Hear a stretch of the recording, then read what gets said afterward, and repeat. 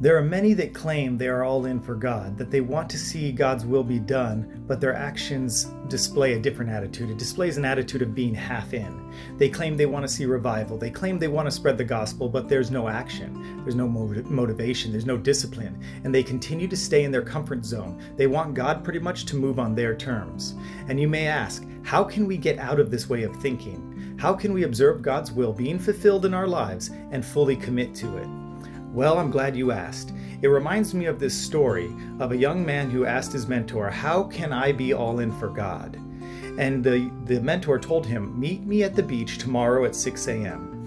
The young man said, I don't know what that has to do with anything, but the mentor repeated himself, meet me at the beach at 6 a.m. So the next day, they met each other at the beach. It was 6 a.m. When they got there, the mentor told the young man, go into the water if you want to be all in for God.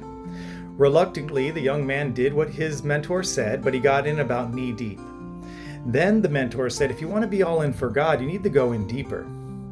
The young man said, I have no idea what this has to do with going all in for God, but okay, so he went. He went in about chest deep.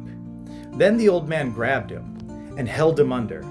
And the young man was kicking and like screaming underwater, clawing and punching. And then right before he passed out, the mentor let him get up.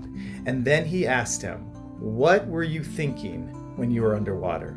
And the young man said, all I wanted to do, all I could think about was my next breath. All I wanted to do was breathe.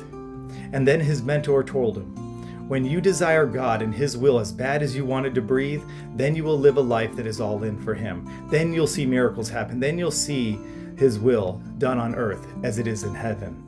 So the question is, what does your soul long for? Maybe the longing of your soul is the problem.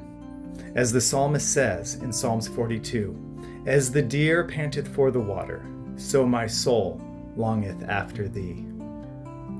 Does your soul longeth after God? Do you desire the will of God as bad as you want to breathe?